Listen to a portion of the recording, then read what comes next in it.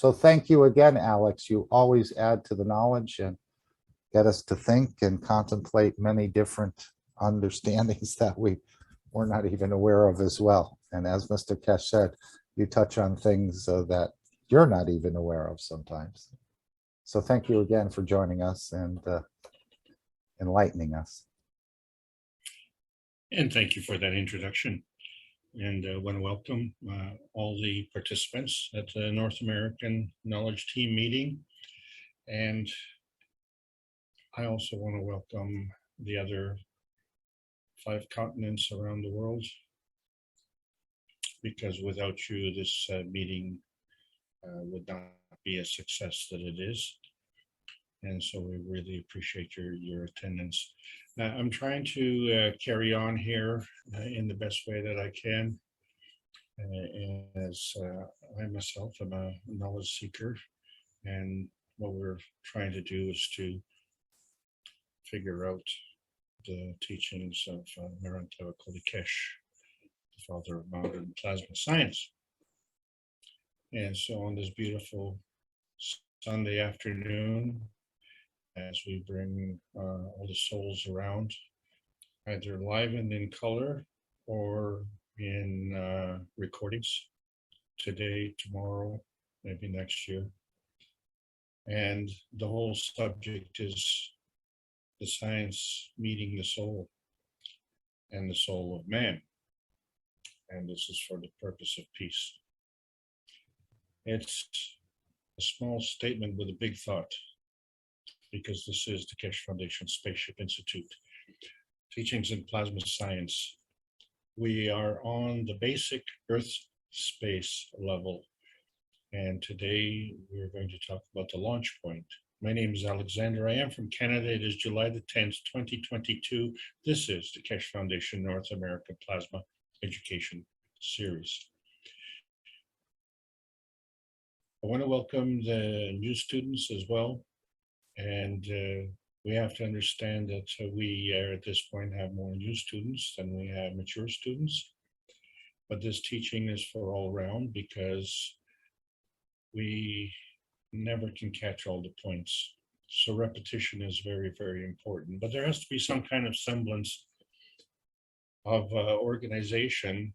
And as these teachings have manifested, they have self-organized, in fact. So we started with the basic teaching series, got into understanding, knowing, insight, and now we're into Earth space. And there is a reason for this, is because we have to bridge the knowledge from the point where we started. And the thing is, the first class had to do with terminology.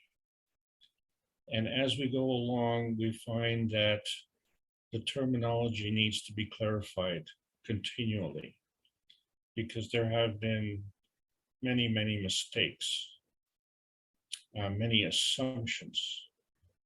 And so we are making a special effort here to differentiate between the Earth space and the non-Earth space, and what that means. Because as we go through the various gateways through space, every place we arrive at actually is another launch point. And so we have to identify these launch points. And when we look at the 3 books of Mr. Kesh, book number 1, The Universal Order of Creation of Matters, and book number 3, The Origin of the Universe. So, you know, is it because of the origin of the universe that we can create matters? Or is it because the creation of matters that we can create the universe?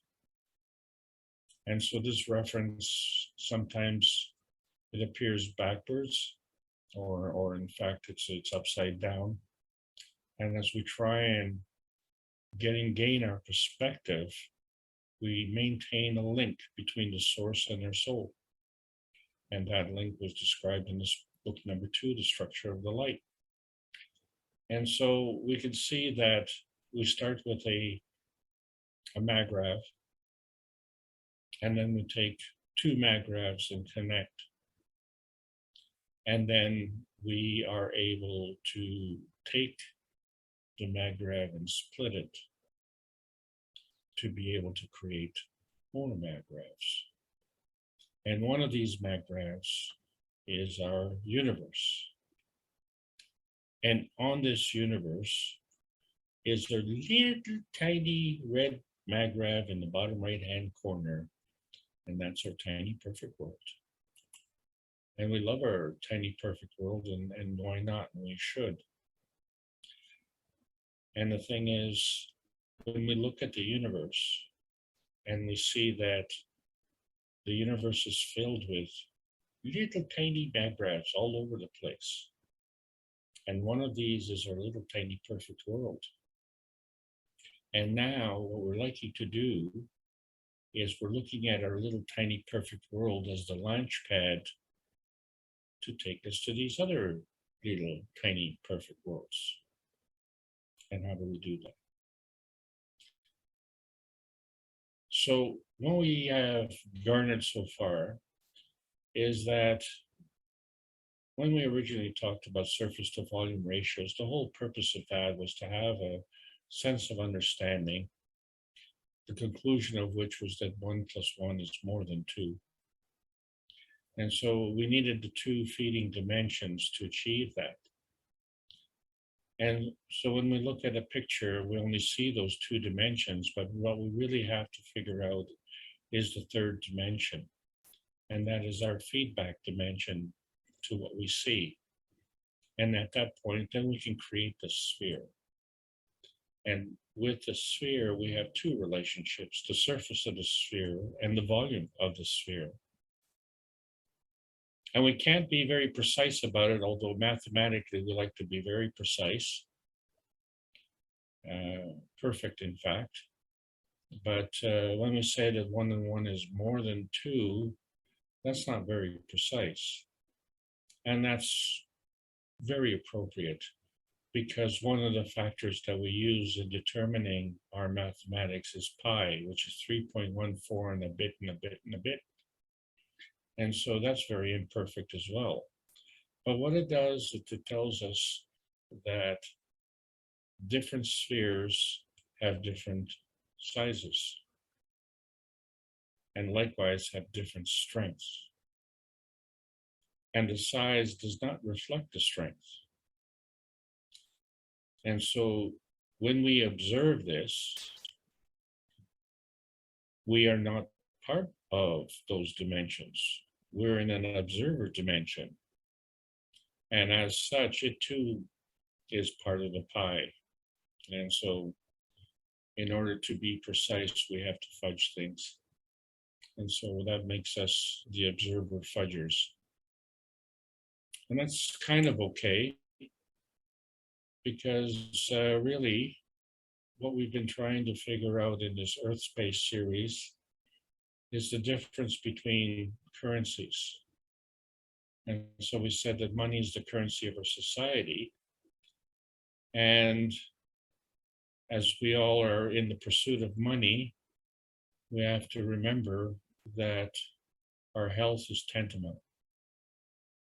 And so adenosine triphosphate is the currency of life. And so the question then comes is the currency of life more important than the currency of our society? And in some places, the debate rages. In the plasma science, the currency is PMTix, which represents energy in motion. And so these are all the EARTHSPACE currencies that we have on this planet. We all want our piece of the pie, don't we? So as we are launching the new space program, and we are in the post-launch era, June the 6th, 2022 was the launch date, and we targeted that and we hit that target, and now we're beyond that. And so that was our mission statement. And so in business, we have mission statements, and we identify our markets, And so that gives us our business positioning. But our business positioning is on this planet. And we have to understand our relationship to this planet. And so we discussed our ecosystemic positioning. Again, this caused a point of conflict. And so now we realize that we'd like to leave this planet because we made such a mess of it. But how do we do that? There is a gateway somewhere, and we're still looking for it. And so that's what we talked about last week, our gateway positioning. And that gets us into a new field, the launch field.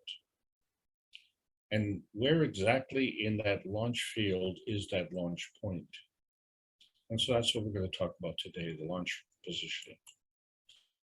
If you remember, we were discussing the game of musical chairs and how it's played. And if you remember, when we got down to the last 3 chairs, things got very tense.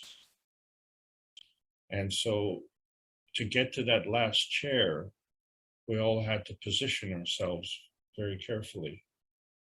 And so some of us were able to position ourselves in these launch chairs, and some of us were rejected.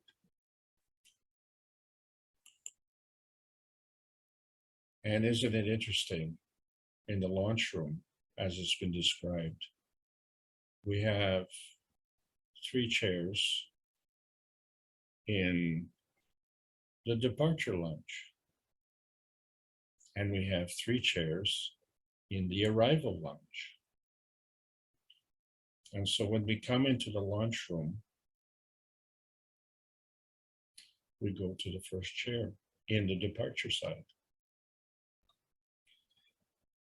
And if I draw your attention to the way the cup of life is created, in the first cup, we have a zinc plate and a copper coil, and in between we have a nano-coated copper coil, which is the plasmatic differential between the magnetical field and the gravitational field.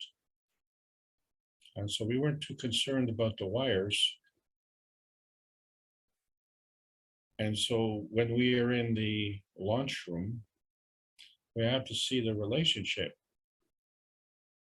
And we seem to say, well, the 3 chairs on the left are cup 1 and the 3 chairs on the right are cup 2.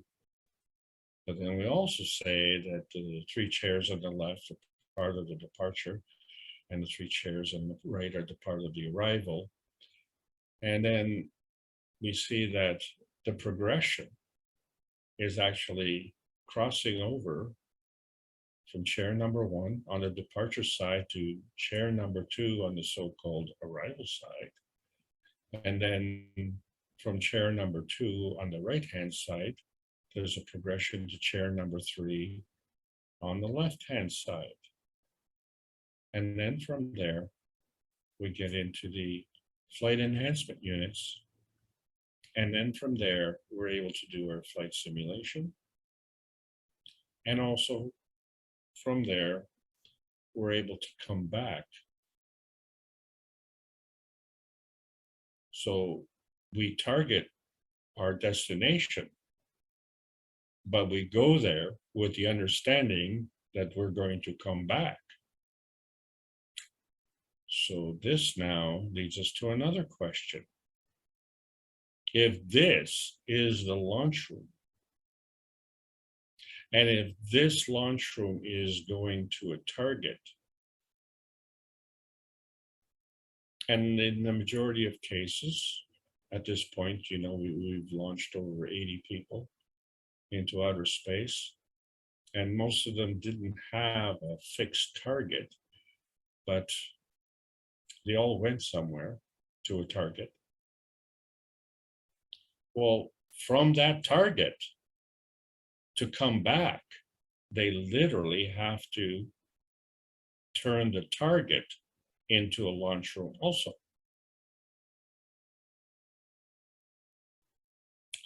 So the launch room, in fact, becomes the target room.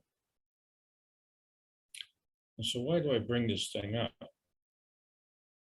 And that is because we're in our earth space. And so we were gifted the cups of life a couple of years ago for a very important purpose. And frankly, that purpose has not disappeared. It's still very much a part of our life. And in many ways, it's done us a huge favor because it's brought us closer to understanding how much of an existential crisis we're really having here. And so the two cups involved, of course, one is an emotional cup and one is a physical cup. And if we want the uniqueness of those qualities, we'll keep the cups apart. But together, they make up the cups of man. And in each cup of life, we created a Gans. And so if you look at cup number one and the Gans that it created, it didn't just create one Gans. There was the copper Gans, the zinc Gans, the CO2 Gans, the calcium carbonate Gans, the amino acid Gans, and the water Gans. Very busy little cup. This is why we couldn't put the wires in there. And then when we look at, we added more cups, we added the cup of soul. And so we find that the cup of emotion, which is one, and the cup of physicality, which is another one, and we have the cup of soul, which is the combination of the two cups plus another. And then there's a reference, and there's a reference to the cup of the earth. And so if we look at the trio of the cup of the soul, the cup of the emotion, cup of the physicality as one, and we look at the cup of the earth as one, there's a connection and there's a reference. And so we created the cup of inertia. So 1 plus 1 is again more than 2. So whichever way you look at it, you're always creating more than what you started with. And so this energy is additive. You're able to add all these energies together. And that's because of the basic plasma feeding rule where the higher strength feeds the weaker strength. And so if you compare this rule to the way we conduct our societies, we find that there is opposition here. Because when we look at the universal harvesting and how fields come together, or how energies come together to create a field, this is the process of self-enhancement. And on this planet, if we ignore the universal harvesting of energies, and we depend on the loosh harvesting, which is the binding of energy from others, that binding of the loosh harvesting is self-consumption, because we need our energy to bind that energy. And within our feedback of energy on this planet, we are already less than 100%. So through the process of this loosh harvesting, we are diminishing from that point. And that is part of the aging process. And to further enhance the aging process, we find that when we bring two fields together, there could be a conflict. And so that becomes a point of conflict, and that can manifest into a field of conflict. And so we have to understand what are the points and what are the fields and what are the strengths of these and which direction are we going. And so we find that depending on how these forces to come together, it could be a flash like an explosion, or it could be a glow like a light bulb, or it could be a glitter like something that we desire, or we could just be a shining example. And all of these are possible. But unfortunately, most of us have chosen the gateway to energy binding. And so that becomes our manifestation point at the expense of others. And so when we work in this reference field, we have to understand that as we cross or double cross through deception and deceiving, that we operate in that reference field.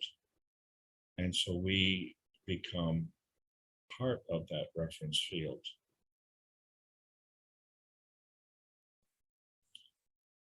And what are we? Are we at the point of transparency where we don't see that field? Or are we at the point of manifestation when we become part of that field? And the way we're operating on this planet is we're choosing the wrong gateway. Because when we go through our regular business school, which teaches us how to run business according to the generally accepted accounting principles, that becomes the business school of bankruptcy. Oh, so what we find is then that creates a lot of garbage, and one man's garbage is another man's gold. And so the business school does not teach the gateway to this gold mine.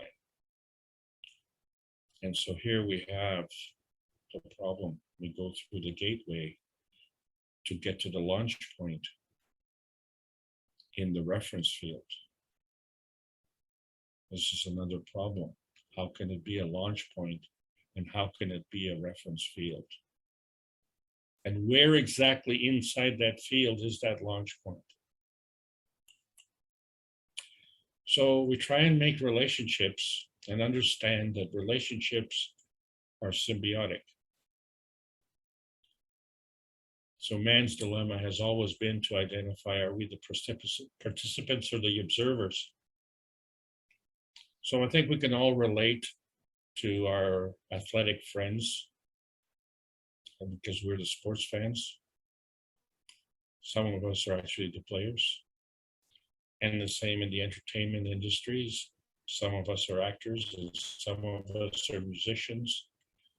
But we all make a part of the audience because we all like to be entertained. But do we realize the host-parasite relationship in our society? We see it in nature. Do we understand the relationship between those who earn and those who are on welfare? And it's not welfare that is there to provide a gateway, but unfortunately, it's a way of life.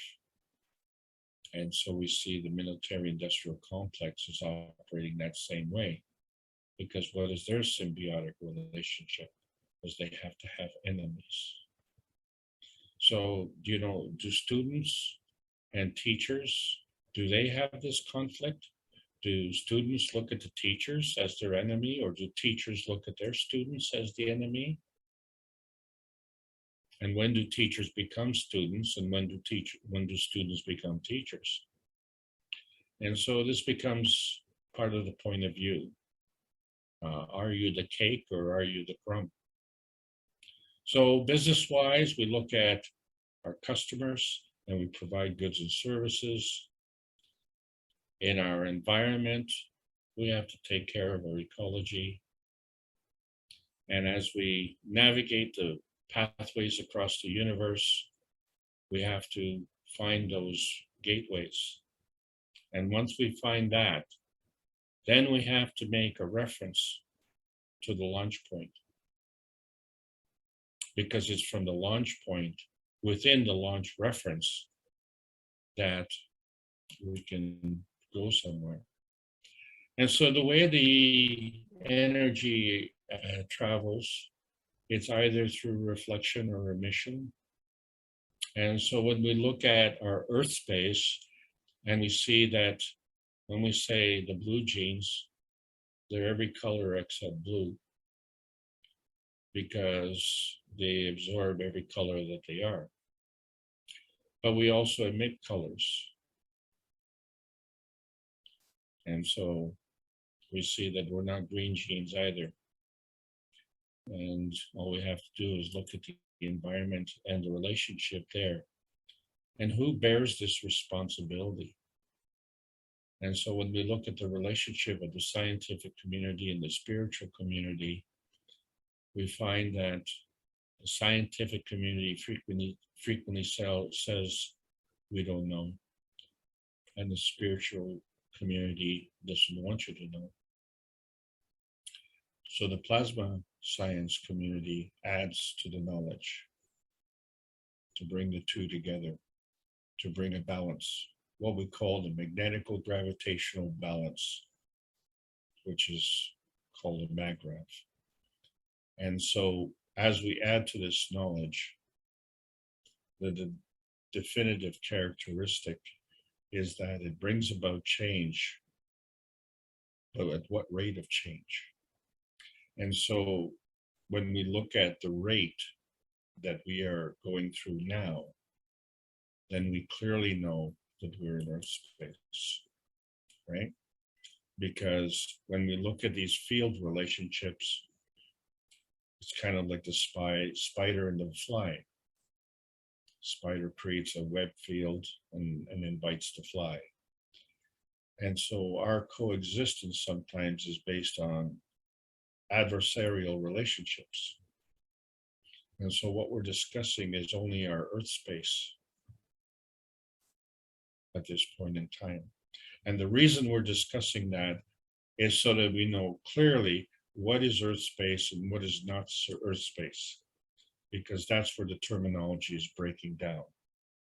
Because if we want to achieve peace, then we have to be a little bit more accurate in defining where is the science and where is the soul of the man and how do the two meet together in our Earth space.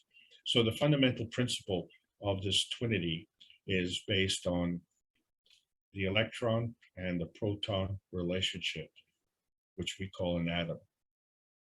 And so we find that the electron is dictated by the amount of the magnetic fields which are transferred from the proton. And so there's this relationship where the proton gives to the electron.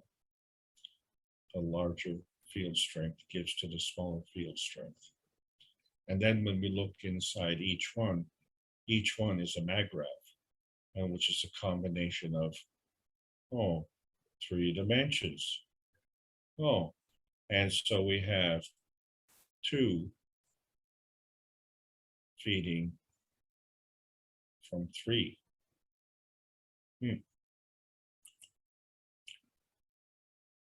And all we want is just a pursuit of happiness. But as you can see by the mainstream news, this is a launch field failure. And as we're trying to navigate from pimples to cow patties, and I don't know if you ever run through a field of cow patties. In Alberta, we call them prairie oysters.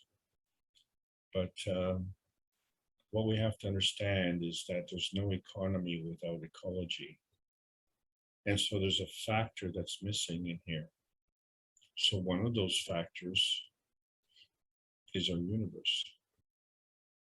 And another of those factors is the factor of what makes the universe work. And so if we continue to work with 2 small schemes, then we become a pimple on that pimple of what we call our tiny perfect world.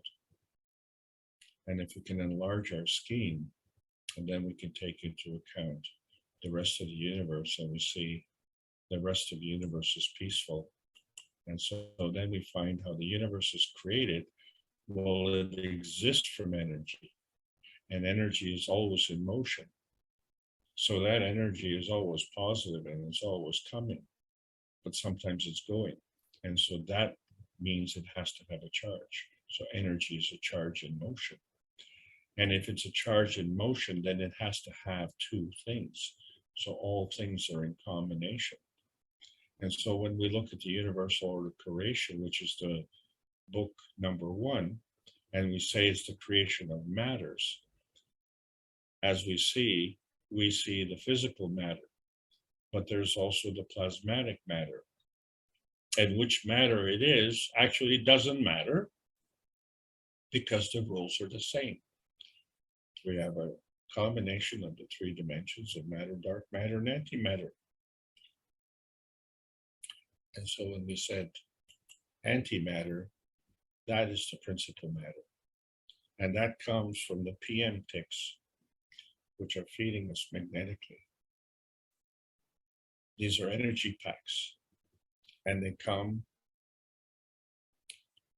through these various force fields, and they create a maggrav, which consists of the principal matter, the transition matter, and the convergence matter. And so they come together and create a plasma jet. And that plasma jet converts again, but from a point of a maggrav.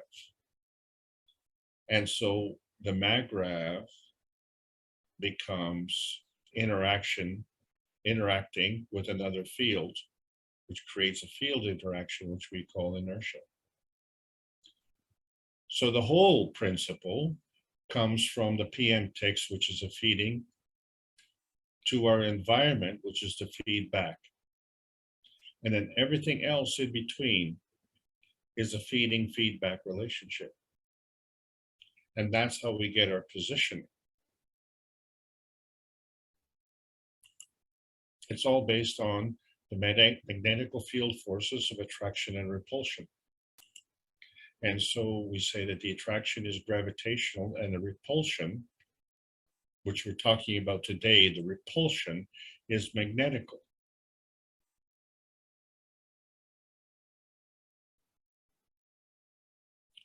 And the repulsion of the magnetical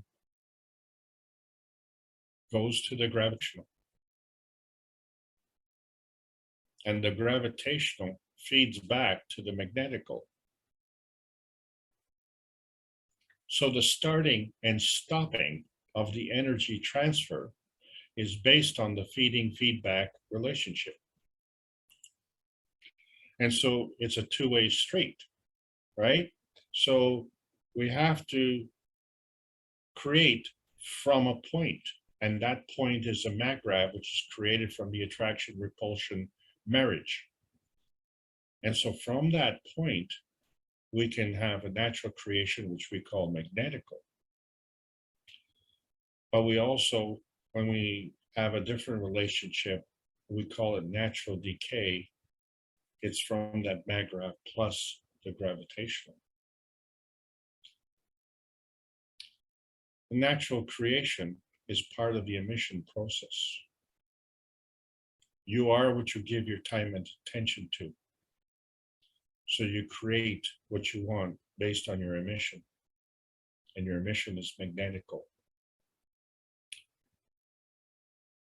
And you take what you need, you absorb that. So from your maggrav position, you absorb more energy gravitationally. And what do you do with that energy? So we can do a lot of things. And for most of us, we waste this energy through various ways, because we never said which direction, we never said which dimension, we never said which field strength. And you need to take all those things into account to have a relationship. And when we're centrally focused on the stuff that glitters, conflicts are created. So in many ways, the Gans has been very instructive. because when we put the GANs in the bottle like this, we found that the white is basically all the colors of the spectrum, and the black is no colors of the spectrum. And so we have to see what it is that we're seeing. So we find that the zinc GANs and the CO2 GANs are kind of white. But then we found that there's a hole in the center. And how did we create that? And so we find that the GANs has vanished in the center. And we know that it's transparent because we can see the GANs on the other side. So the feedback of that hole is feeding us information, and that feedback then becomes a feeding byproduct. A feeding byproduct of the feeding. Well, what we want to do is we want to launch. And so that launch point is somewhere in that hole, field or field hole. And where exactly is it? Because it has to be a launch point, right? So we now understand that we're in Earth space. And why is this important? Because we see that on Earth space, we can go through these various transitions, and our range goes from gravitational to magnetical. So from the Earth's point of view, the gravitational is the most dense, and the magnetical is the least dense. And so we see that, we go from magma to our crust to the atmosphere. And so these are the ranges of the Earth space, but we have been able to create a GANS on this Earth space, and we have actually been able to create a hole in that GANS in this Earth space. And then we've also been able to create other GANSes. And so we find that when we look at the periodic table of elements, each of these elements have been created in our Earth space. And if we take these Earth elements here and combine them, and then we see that if we take carbon, nitrogen, oxygen, and hydrogen, that forms our amino acid. But if we take sodium, potassium, calcium, and magnesium, that creates our medium meaning our salt environment. And then we look at our product, which is us, and we find that we also have Earth elements within us, which are zinc being emotional, copper being physical, and iron being related to our blood, which is our anchorage point to Earth space. Hello. Okay, so there is some kind of connection, and we say our Earth space is the silicon, right? It's inorganic, but we are carbon-based, so we are organic, but clearly very, very closely related. When you look at the periodic table of elements, the silicon is more dense than the carbon, but it is in the same family. And so we spend our lives trying to define what is me and what is not me. And so we find that in this point of not knowing, we tend to throw our money in there. We also throw our garbage there.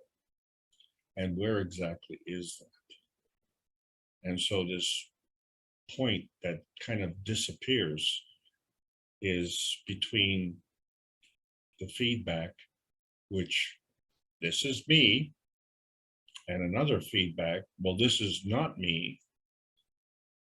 Okay, but the context is that we can go through this vanishing point to get that a hole in the GANS.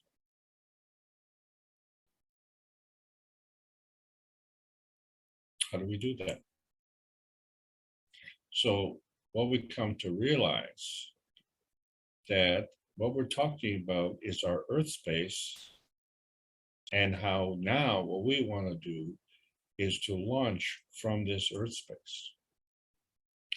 So the first thing we find is that we have a verification and validation point where we have our transmission lines and our transition lines, and they come together and they create our point of existence. And somehow we have done that through transmutation. And that becomes our maggraph. And so our balanced maggraph is actually invisible. So the only time that we can see it is when we cross over this vanishing point, right? Because a balanced maggraph is transparent, because we can clearly see to the other side. So this point of existence is actually our confirmation. But this confirmation is in what we call no man's land, which is between the here and there. And so this is where we see the spiritual understanding. Well, we can't see it. And then we look at the scientific understanding, which really describes a physical reality, or tries to anyway. And so our physical reality is the gravitational. But the physical reality is supported by the plasmatic reality first. So the plasmatic reality is also gravitational. Well, if our transmutation is in a balanced maggraph, which is transparent, and the plasmatic reality is non-visible,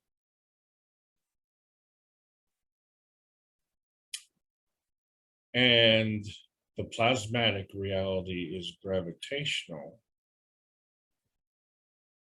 then prior to that process, by default, is magnetical. So this reference is our Earth space reference. And so when we're looking at our launch point, we're looking at our launch point from an Earth space reference point.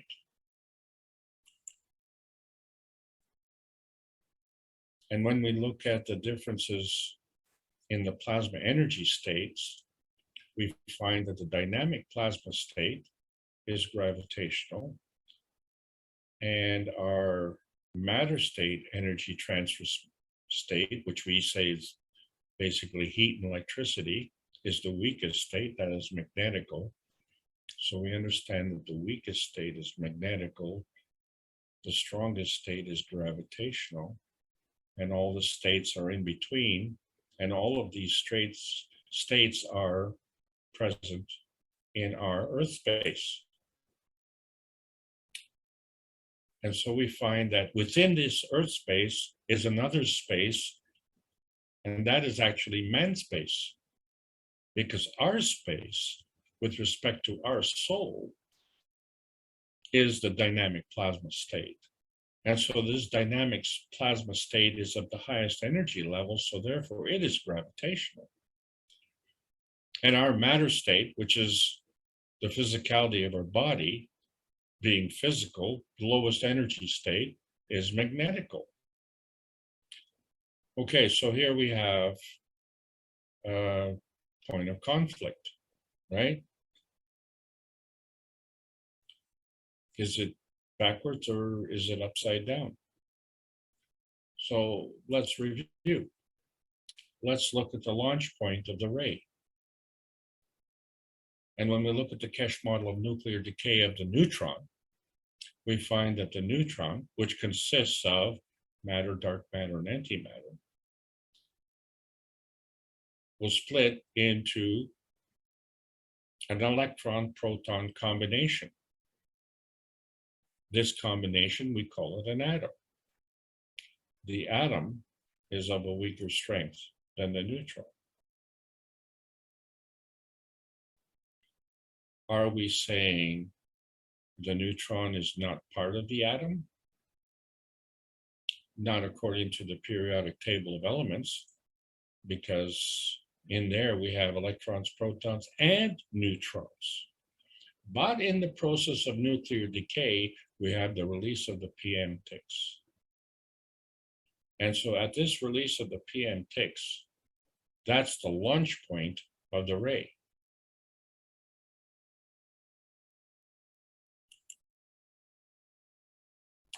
So now when we look at the dynamic plasma aura, and we say, well, at the core is our soul, and at the core is a uniqueness.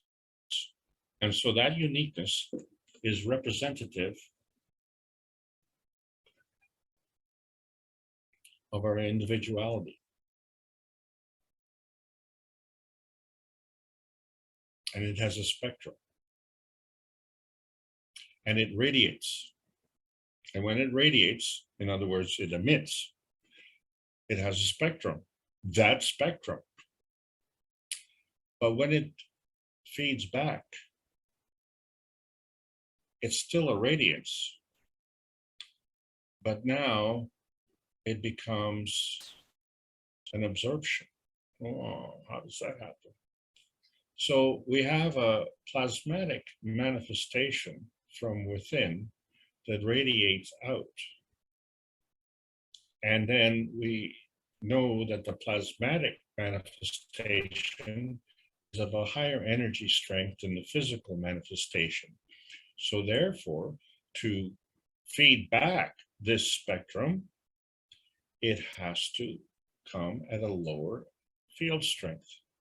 And so that becomes the physical manifestation, right?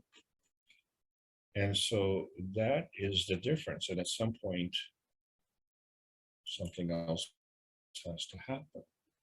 And that is because all things are working in combination. So we on Earth have a dynamic plasma interaction with something else, whatever that is. And so there's a plasma interaction where the feeding radiance from the initiating dynamic plasma, which we call the launch point, and the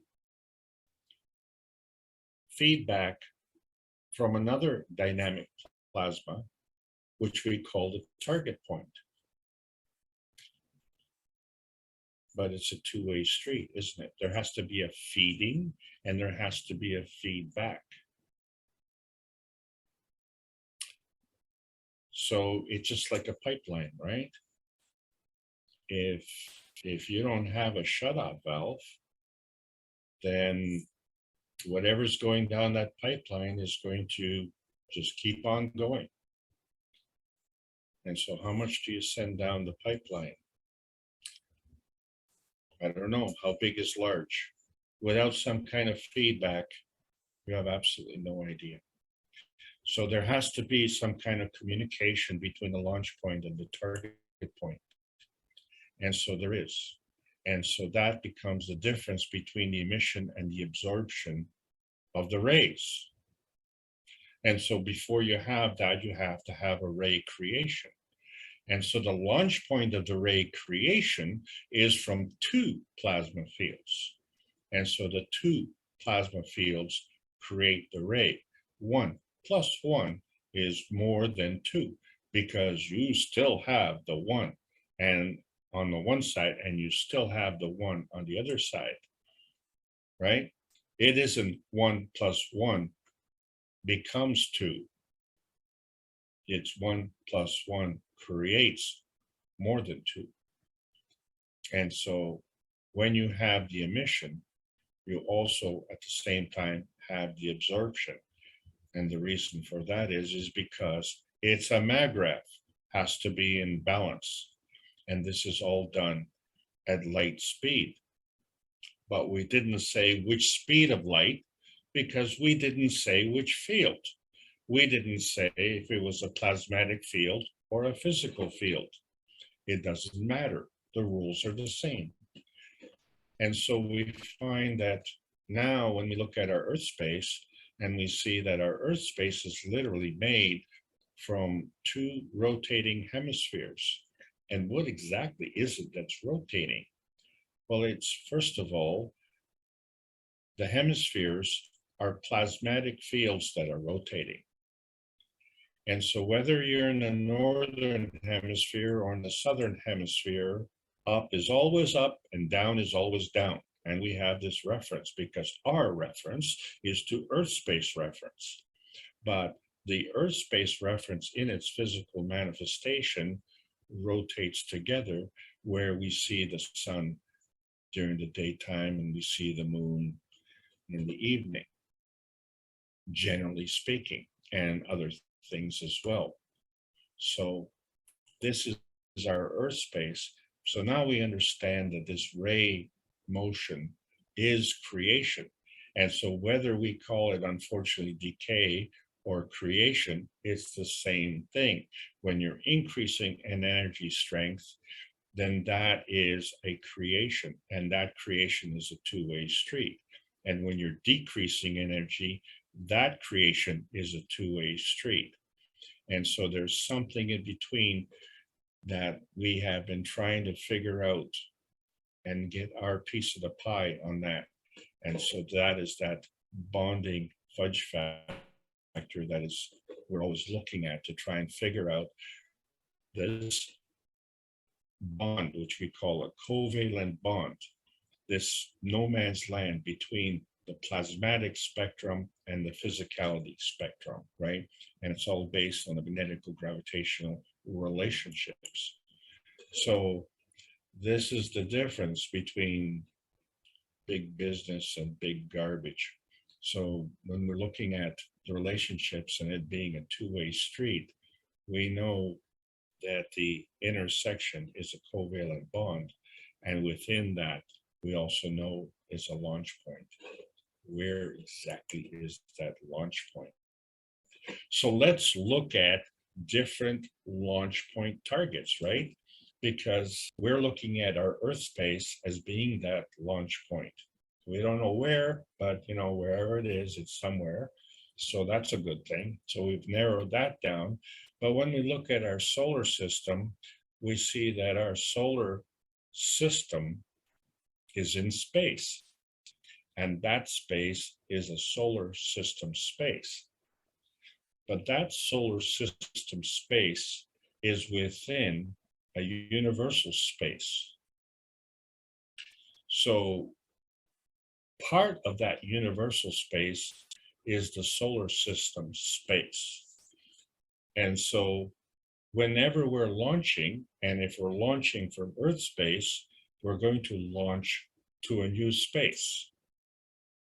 And if we launch to a new space, that new space will be our new home.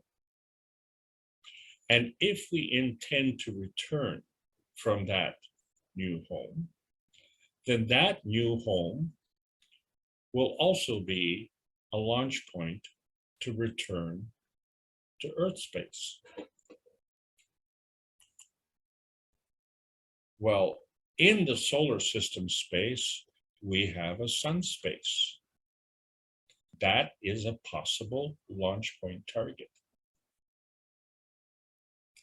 And so that would be a new space. And if we went there, well, that would be a new home.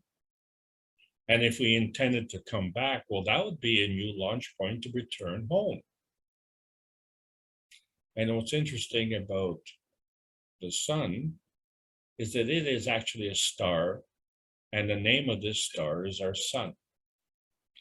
And so the difference between our Earth space and the sun space is that these are two different homes.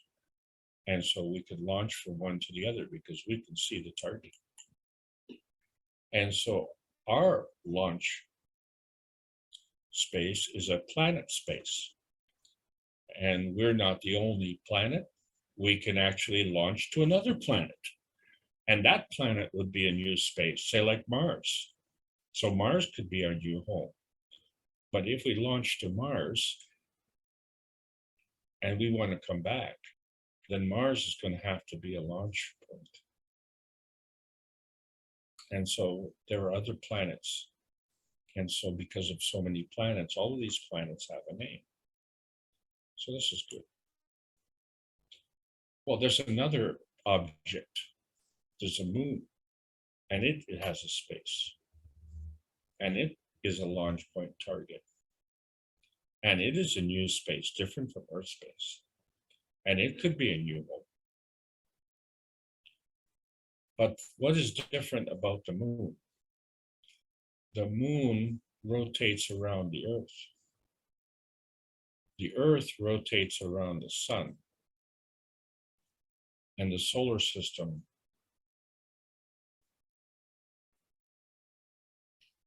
rotates through the universe. So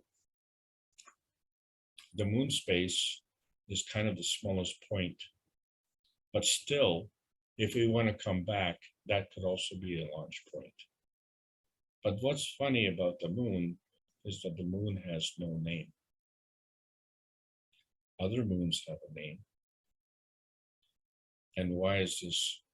Because the moon name is not the name. What it means is that the moon rotates around the Earth. So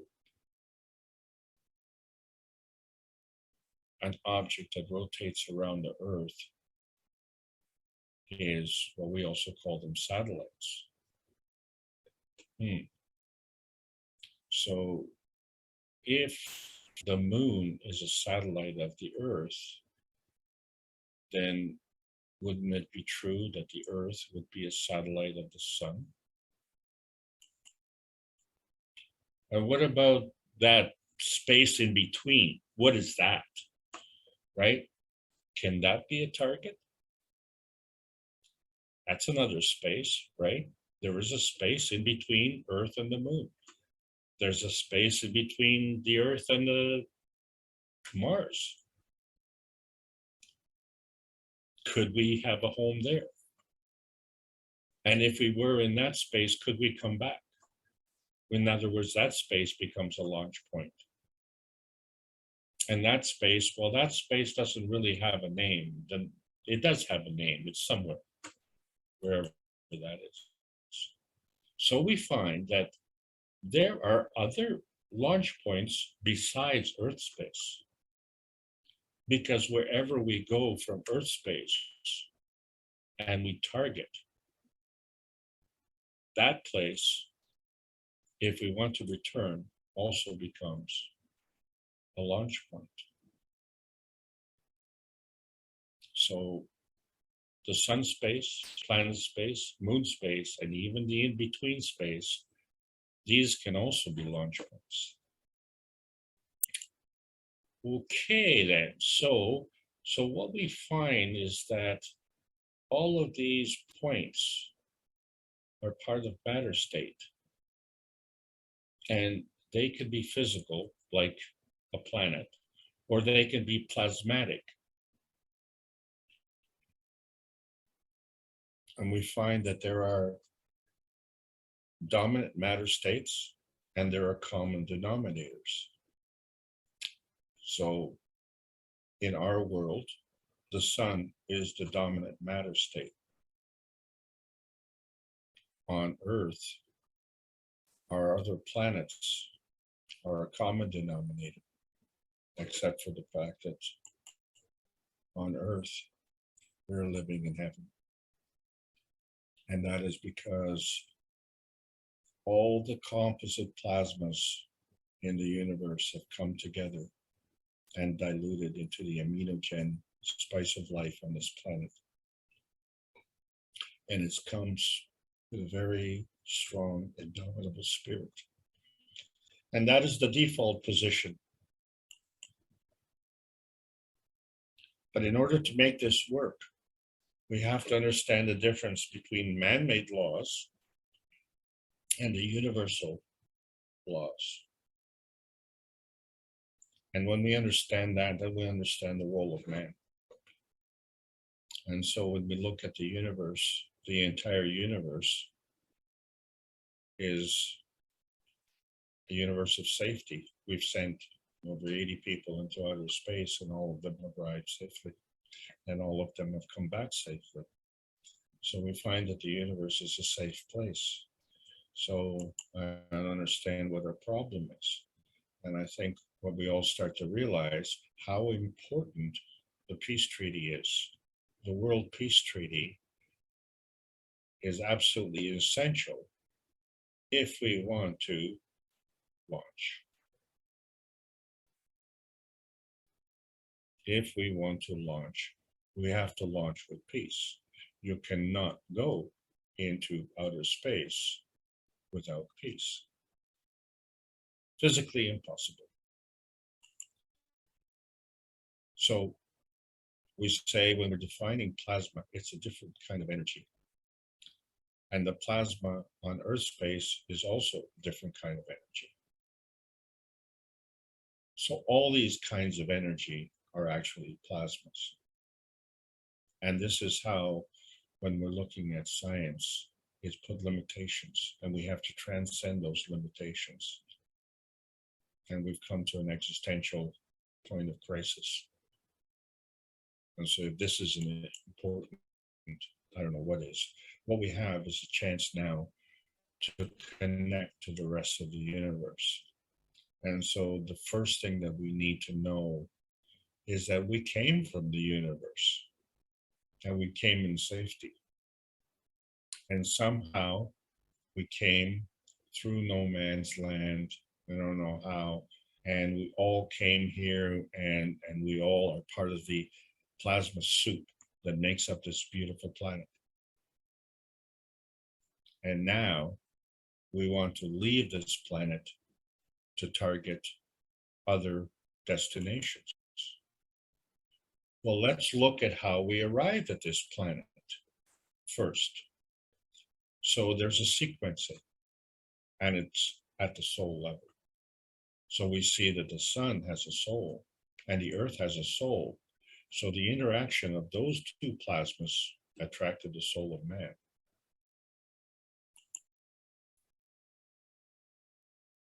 So now we have the soul of man. So it interacts with the soul of the earth and attracts the soul of the body.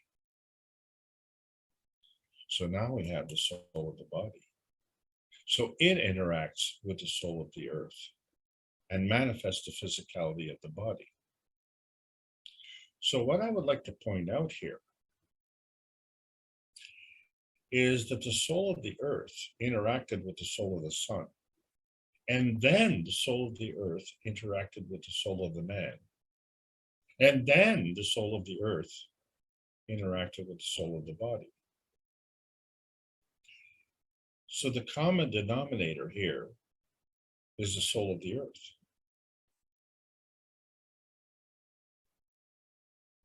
And so it is the soul of the earth that created the earth space.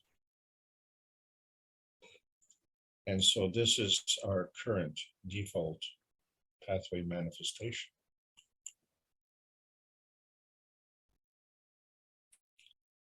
And so as we understand these relationships, we find that our earth space, which is the physicality of the body, which is a combination of the emotional and physical fields,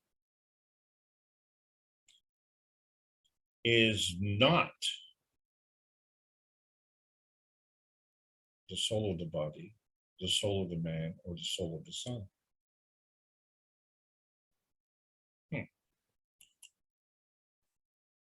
So what we find is that in the plasma rules, there are different energy states, and they all increase by an order of magnitude. And likewise, they also decrease by an order of magnitude. But as a rule, the higher energy state feeds the lower energy state. So depending on the relationship, these energy states can manifest through a natural decay or a natural creation. But now we have a new advance in the science where we can be catalytic or non-consuming, kind of like the sun and it's sun space. And so there is a transfer state, that in between state, and it too is higher in different plasma states. And it too is dependent, the field strength is dependent by many orders of magnitude. And what it's dependent on is whether the plasma is absorbed or whether the plasma is a barrier. And so what the plasma will absorb, first of all, it has to have a field. And then what it absorbs is another field. But it also is a barrier of other fields. And the guiding light, or the milestones, if you want, or the guide stones, whatever reference you want to use, it is bound to the ethos of the universe.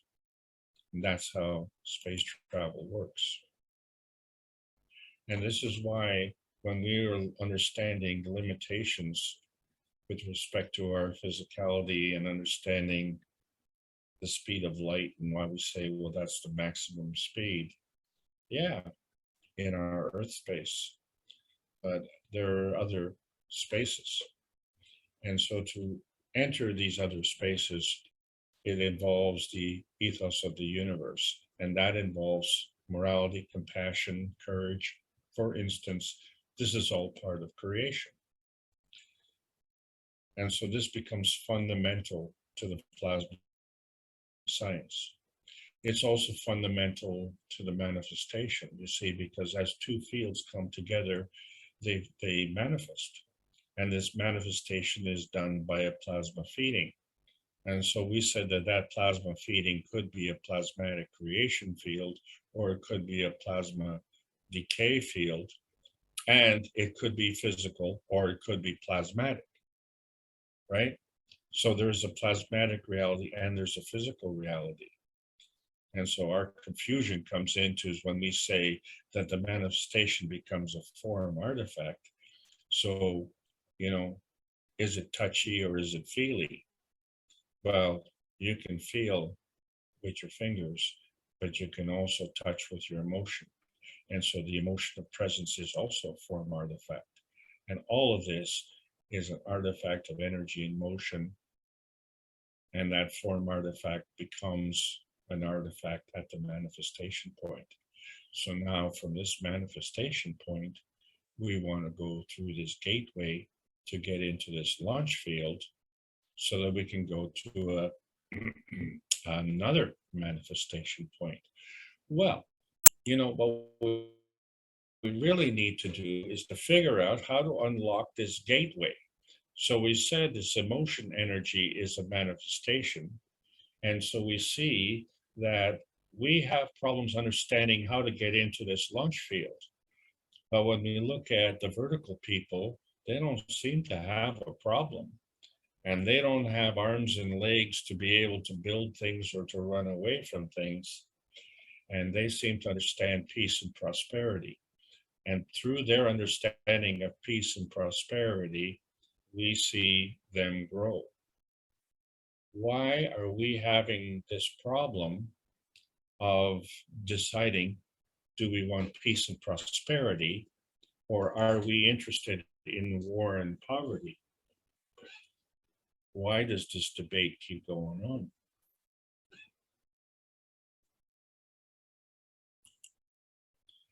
And that is because we keep trying to identify our limitations and say, well, this is me. Well, the only way that you can define me is by putting a fence around me. And then if you put a fence around me, then you say, well, what's outside the fence? Well, that's not me. So that is governed by the fence.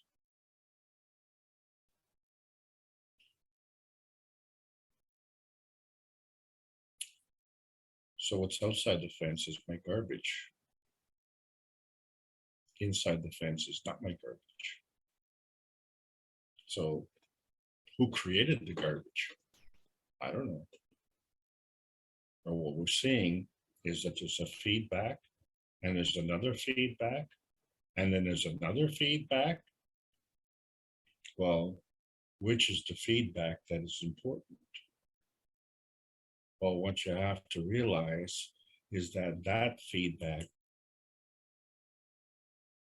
is in the earth space. And within this earth space, we have points.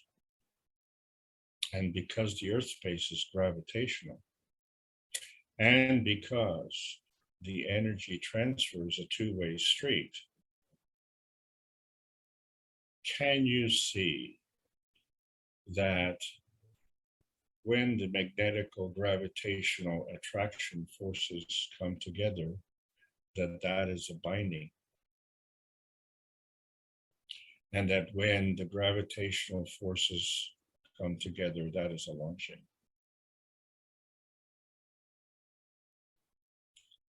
Like fields repel, opposite fields attract.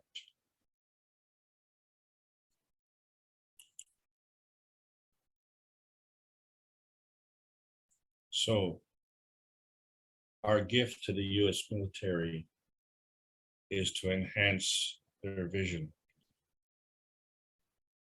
to help identify different boundaries beyond the physicality, the soul enhancement and spiritual enhancement that our physicality is really needs to default to, because that is our refugium, that is our peace process, that is our peace stone, that is our welcoming.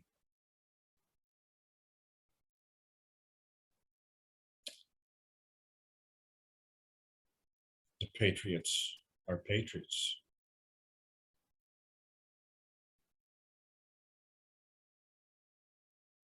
They have to balance the books with their soul.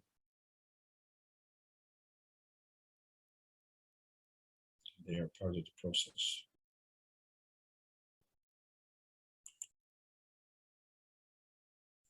And so we are part of that same process. We're just as guilty.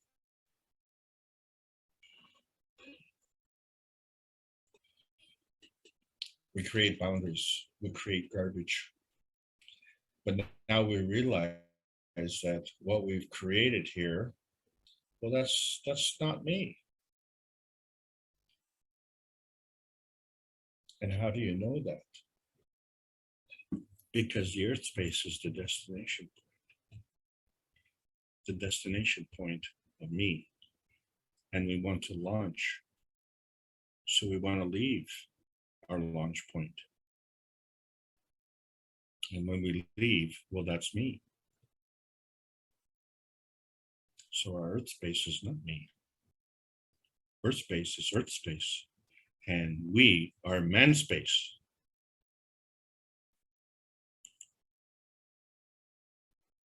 So to go beyond the vanishing point, we have to dematerialize into our man space. But at some point, we can go into another space, whatever that space is, and materialize at the manifestation point. So what does that mean now? That means we need to find a gateway to normality. And normality is where the majority seek freedom and emancipation, because that's what the universe is. The universe is normal. And the earth, being part of that universe, also seeks freedom and emancipation. And so our existential crisis is dependent on how we harvest our plasma energy and how we harvest the energy of the plasma universe. And so we see that as we create this peace dome is what needs to be brought to earth, and it creates a dome of peace, because we are in heaven on earth.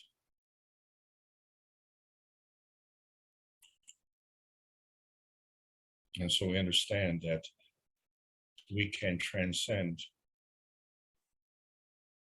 the various ranges in heaven and the various ranges in the universe. It's a two-way street. And now we know how to launch. And so we see that this Earth space is our launch point.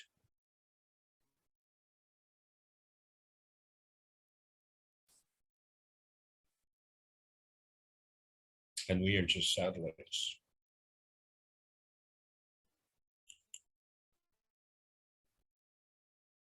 And to achieve this launch point, we have to get this greater oneness together in this launch field and create one field so that we can have this feeding radiance and then decide what is the feedback radiance? What is our target? And the ultimate target is the common good. Because the common good allows us as the dynamic residue and the independence to feedback and become interdependent and sustain the emotional transformation that teaches everyone how to be one nation, one planet, and one universe. And the universe already knows this. And so how does the universe know this? And how do we know this? So there is a feeding and there's a feedback. And so that connection is not visible. And when that connection is not visible, then this becomes a contiguous connection. And there is this connection. What's the proof of concept? Well, here we are. Look at how we got here. Okay, let's look at the launch point reference field. First of all, we were born. We were not born with a rocket. And we were not born on Mars. We had a preference and a sentimentality for planet Earth. And the way we were born was using an existing system, which is the ideal system for now, but it too didn't have a rocket.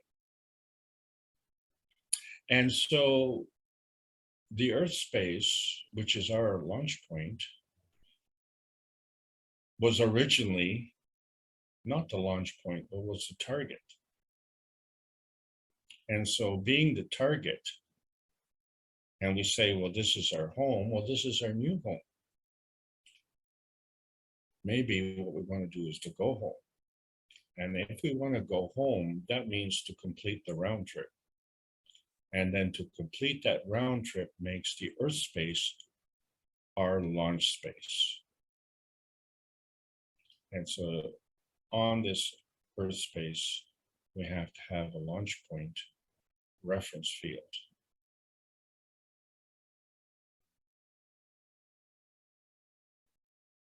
Do we launch from this field the way we got here?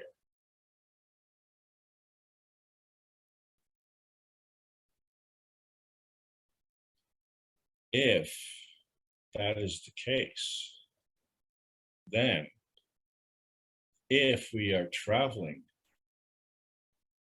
by a spaceship from Earth space to in-between space to target space, say it's moon space or planet space, Mars space, we never leave the physical reality.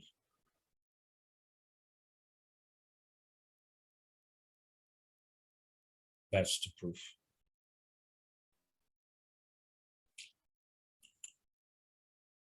we are in the post-June 6th era.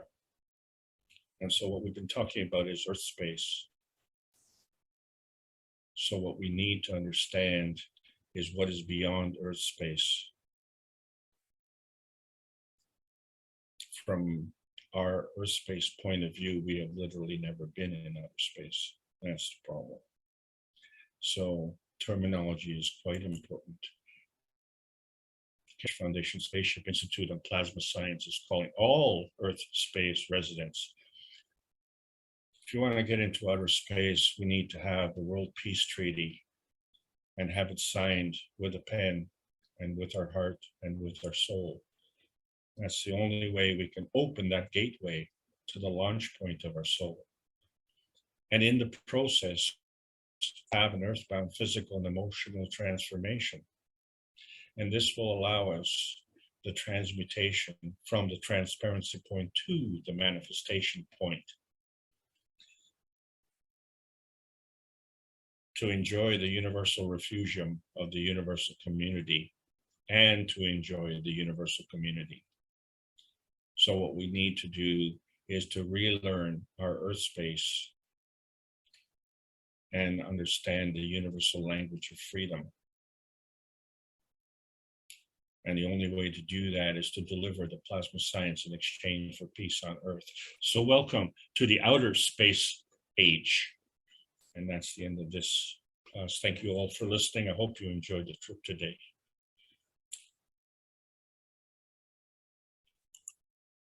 Well, thank you very much, Alex, again, for your all-encompassing teaching as I see it. Now, normally at this point, we give Alex a bit of a break for a minute or two while we ask if there's anyone here for the first time. I thought it could be someone we may know. I see Nanoplasma Time. You're here for the first time. Would you tell us your first name, where you're from, and how you found us? Hello, Mark. No, I am Lizzie. Sorry. Okay. I figured it Yeah, might be someone we know. I thought maybe Jalal was hiding in nano clothing, but I just see Jalal has just come in. Okay. Only because this Zoom is for many community use it for learning the other, for teach others. Sorry. Yes, and no problem. Yeah. Okay, Yeah. I was just wondering. Other than that, I don't see anyone else new. But in the KAKT American Knowledge Team, we did have 4 people, it appears, join this week. One was named Tadpole. Yeah. And another was Roger. Another was Riza.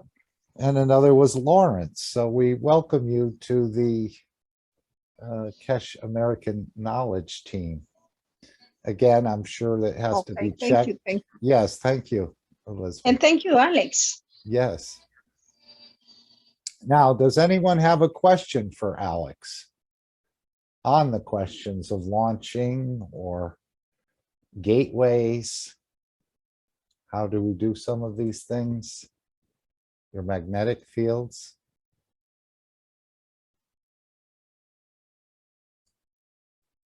Unless you all probably completely understood what Alex was sharing. I'll just wait a minute and see if anyone has a question for Alex.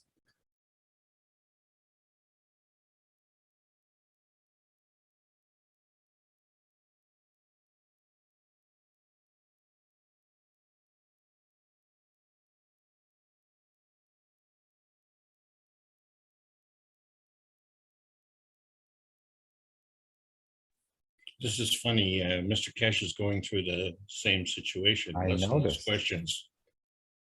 I noticed Rick has been running out of questions almost the workshop, and I guess it's the first time in hundreds of workshops that has happened.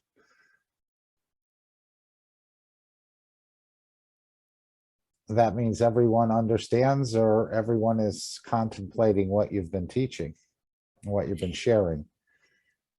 Oh, well, no, you know what it is, Mark, is people are understanding now that prior to understanding this information, we have been working on a set of rules that we have had to kind of compromise to. It hasn't made sense, but we've made sense out of it. If that makes sense, it's We partially understood. yeah. Well, it's like saying, I have a car. So what image do you have in your mind? And if you see a piece of metal with four wheels, do you call that a car? Or do you call that a wreck? And then so what is your point? Are you a manufacturer? Are you a car factory? So that becomes your product. Are you a driver? So that becomes your vehicle. Or are you a scrapyard? So that becomes your garbage recycling program. So this is not good enough. So when we say car, we have to say the make, the model, and now we have other features. So this is adding to our understanding. So when we say Earth space and outer space, not the same thing. Okay. What we said as Earth space and outer space is the difference between being within the magnetosphere of Earth and being outside of the magnetosphere of Earth. Well, that's the wrong terminology, because it's not outer space. It's in between space. It's another space. And then to go to Mars, you can't say that Mars is outer space. And so how do you know that? And the reason you know that is because how long does it take to go to Mars? What is it, 8 to 10 months? And so if it takes that long, that means when we're leaving Earth space, we're still in physical reality. When we're in between space, we're still in physical reality. And when we get to Mars, we're still in physical reality. But we have traversed Earth space, in between space, into Mars space. We have never, ever gone into outer space. So this is at the heart of the learning. The terminology is what's really, really important. And if you don't use the right terminology in the right context, well, no wonder we're all confused. And we've been doing that for years and years. So now, if you really want to know, one of the ways to know things, and let's go back to when you were a child and a teacher or an adult would ask you, oh, well, what do you want to do when you grow up? So, a smart comment would be, well, I'd like to be an adult. But the question and the implication of the question was, what did you want to do as being someone who is governed as a slave? So, the standard answer, well, I want to be a policeman, I want to be a fireman, I want to be a doctor, No one ever said they want to be a teacher because, usually it's a teacher who's asking the question. But, the decision making process is not complete because you're only given a small set of options. You're a child. What do you know? You know about things you see on TV, you know about things your parents do. And so, what do you want to do? Well, I want to do what my dad does. Oh, well, what does your dad do? Oh, well, he's a mass murderer. Oh, great. So, the truth comes to the surface. So you don't want to say that. So what we're really doing is we're excluding. We have to do this by exclusion. So, well, what do I want to be? Well, I don't want to be a policeman. I don't want to be a fireman. I don't want to be a teacher. Oh, yeah, I got it. I want to be a doctor. Oh, great. That's good. Congratulations, and then no one ever wants to be on welfare, That's not part of the process, right? You wouldn't answer that question. you know, no one wants to be a plasma scientist, right? Or, you know, but you may want to be a rocket scientist, right? Because you see that, you know, or, you know, so these are all the decisions that you're making on a limited set of options. Now we have different options. So instead of making a decision based on what you don't want, now we have a choice to make a decision based on what we do want.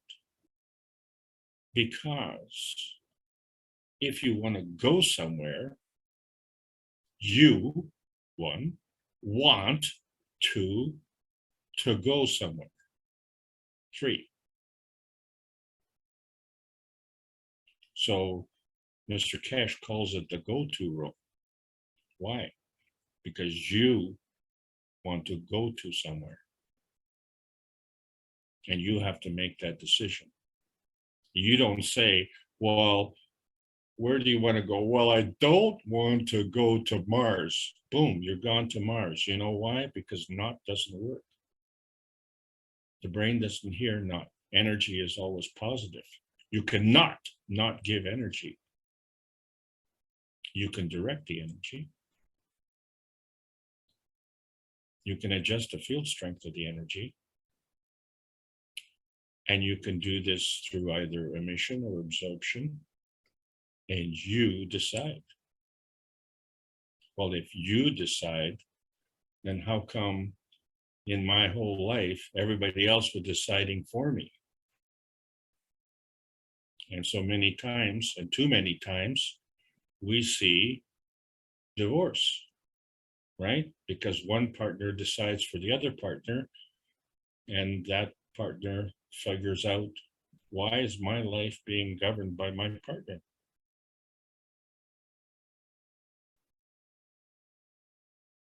I had a partner once, and he said to me, and this is a true story, and I won't give you the background, but he was sick and it was causing us problems.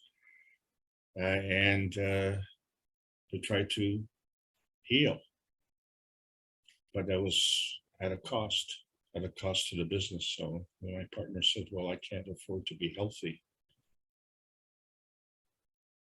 What a statement. Can't afford to be healthy. Well, then I made the decision at that point, well, I can't afford a sick partner. And so the partnership broke up right at that point. That was the launch point of the new ventures without my former partner. Yes, but we really have a real true partner, which is our soul, which we're going to start working with in a more open and friendly way, I think. And Thank I you very do much. like the idea of this light, where the knowledge sharing becomes instantaneous, he says, as you become the light and you can pass that on. This is what I think when I always wondered, how is humanity going to get upgraded in one go? It just seems impossible. I don't mean it'll happen in a day, as I said earlier, but this is the one go period, whether it's a year or 2 years. These 7 billion people, when these domes and things are created, I think this is going to be the upgrade for all of us in one go. I never could figure that out. I don't know if anyone has an idea of how Mr. Kesh is going to upgrade humanity in one go to bring us in the universal community as equals. And now it sounds like actually we'll be looked at as more advanced. They'll be the ones on the donkey seeing the car driving by, even though it won't be a car.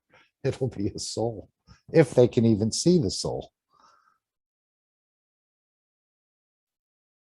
So this upgrade in one go is a tremendous project.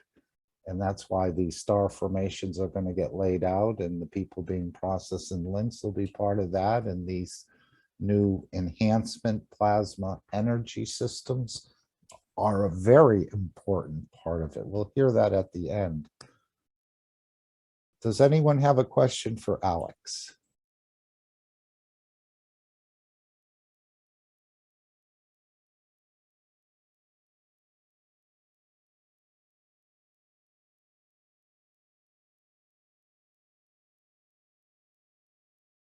If no one has a question, I'm going to go to the DOMA piece and then we're going to come back because I do have a few questions that I'd like Alex to possibly entertain. So let's try one more time. Anyone would like to ask Alex a question before we go to the DOMA piece and come back to Alex? That will give you a minute or a few minutes to think of perhaps a question you'd like to ask or share. And again, you don't have to. Many people talk a lot, some people talk a little, and some people don't talk at all. I know Stefania was saying that about one of the Mojans. Didn't talk at all. They were all talking, but that one person never talked, she said, through the whole process, basically. I mean, he must have said something, but for the most part, he was not, or she, I don't even know who. Micah, there has been a long time theory of the Earth being flat. I'm curious what Alex's perspective is on this theory in relation to plasma science and space technology. Would you like to approach that? Most of the plasmas, all of them are circular or oval at least. I think the universe is an oval. Similar to the shape of the universal or the flight system with a center line. I know Mr. Kesh talked about going up in the helicopter and asking the gentleman to hold position, and you could see the Earth rotating underneath you and you could see the horizon. We've seen that often from the space. Of course, when we look, for the most part, it does look flat. From our position, I mean, you might have some mountains and some other things, but for the most part, it does look flat. But again, that's another misdirection of understanding of the creation process. As these magnetic fields come together to form everything, it goes into the shape of the plasma, big or small or micro small. Alex, would you like to take a shot at that? Well, you know, I'm a little hesitant to get to the edge of the Earth because I don't want to fall off. Oh, yes. Wasn't that how they kept the people from traveling too far in the years past? If you went too far into the ocean, I guess it would be like Niagara Falls. You just go off the edge. Yeah, and you couldn't actually grab that edge, could you? There was a test for an employment contract for a chauffeur, and they were testing the skill level of the chauffeur, right? And so one of the tests would be, how close could you drive the car to the edge of the cliff? And so the assumption, of course, is that the guy who gets closest to the edge will get the job. So the first guy comes and says, well, I can get within a meter of the edge. Oh, well, that's good. And then the second candidate says, well, I can get within half a meter. Oh, well, that's pretty good. Oh, yeah, well, that's nothing, says the third candidate. I can get within a centimeter. Well, you know what? You're fired. Don't even worry about it, because if you're driving that close to the edge, you're scaring the daylights out of the passengers. So you're disqualified. So getting close to that edge is not what's really important. And so this is the misunderstanding that we have. And so you've brought a second point, but you know, this picture here is also pretty good because most of us live in the valley. So, you know, we don't see the edge as an edge of that plane. We see the edge as being the peaks of the mountains that define our valley. So the valley is defined by the mountains beside the valley. Without the mountains, there wouldn't be a valley. So within the valley is this, you know, kind of flat earth, and it's nice to be here. But the point is, It doesn't explain how we got in the valley. And in order to understand how we got into the valley, then that definition will help us get out of the valley. So this is our dilemma today. We don't know how to get in, how we got in, and so we certainly don't know how to get out.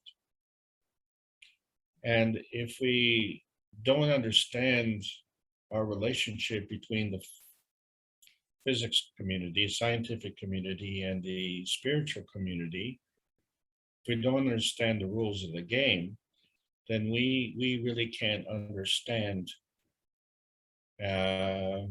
what they call this level playing field. Well, this is a level playing field for us, but someone is making the rules. And on this level playing field, it's not us. Well, if it's not us, then who is it? And so this is where the plasma science is liberating humanity to understand that you go where you want to go. And you do this at your enhancement. You don't do this at someone else's expense. So if that is the case, then you have to have points of reference here, there, and in between. And that point of reference can change. So there can become here, and then here can become there. And so then you can go there, and then you can come back here. And that's a round trip. Thanks for your question.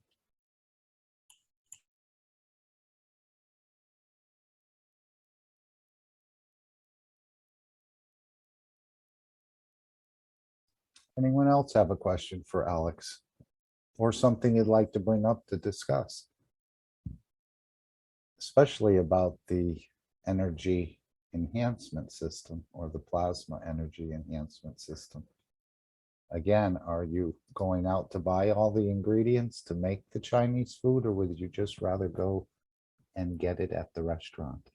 If you don't have the time and you don't want to put in all the effort, maybe you don't have a wok or some other things you need, certain spices. And that's what he equated getting the system to. And then you'll be able to cook and share for the others.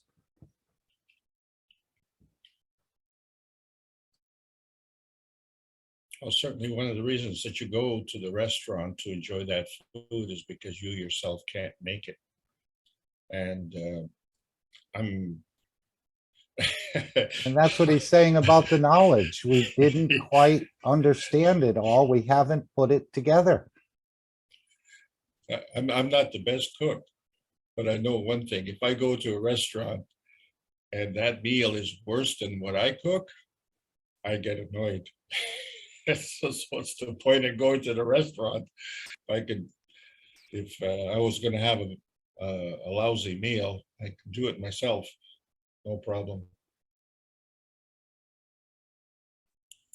And we've heard how simple this is. This technology is. It's so simple. It baffles us, I guess. And as he said, don't try to understand it. And you'll hear that, I think, at the end. But he said he wouldn't even be releasing the blueprints on these energy systems or whatever, because our level of understanding is not even ready for it at this point. So, Mark, just before you go to the Peace Dome, I just want to get back a reference to this picture that I put up here. So the Peace Dome that we're talking about is our dream state. And, you know, it also encapsulates the Earth. It goes right around the Earth, and their satellites follow these paths. But these satellites apparently are these man-made satellites are actually beyond this range. So when we're looking at these range transcendence, we see that the ships are in the water, airplanes are in the earth, and the warplanes fly above that. And then above that still are satellites, and we're still within the Earth space. And so we are able to put this Peace Dome within our Earth space. but this peace stone is not in the physical realities, in the plasma reality. And that's the difference. So we have an overlapping of a plasma reality and a physical reality within the range of this planet. And all of us experience this every night when we go to sleep. And the reason we go to sleep is because our physicality cannot maintain the energy level, whereas our soul can. So our soul is not interested in sleeping. So it's okay, body, physical body. You go to sleep, you relax, you recharge, and we're just going to carry on. So this is a wonderful prospect for the future. So I'll let you go. Okay, let's, and again, spraying the GANS water is something for your physicality to do, but he said releasing these magravs in a way will connect the wellness centers together. At one time, I remember him talking about that, so. your cities- Plasmatically, Mark. Yeah. Mhm. This is a key point. Yep. So right off the bat, and we didn't say at which level plasmatically, all we're saying is that at least one energy state, so at least one order of magnitude. So whatever it is going to be 10 times more efficient, minimum. Right. I don't see any wires coming from the GANS waters or anything like that. It's all in the plasma connection through magnetic fields. And he said this was part of connecting the wellness centers together. Oh, may I just add? Sorry to Of course, the no, airwaves here. no, no problem. No, but you don't see the wires connected, and this is an important point. So likewise, I just want to say that the wireless connections of our cell phones and our radios and our TVs, right? We know in the old days we had TVs and antennas. Well, we still have antennas within our cell phones. So it's just that we don't see them, but we can touch the cell phone with our finger. And so there is an energy transfer that way as well, and it's not by wire.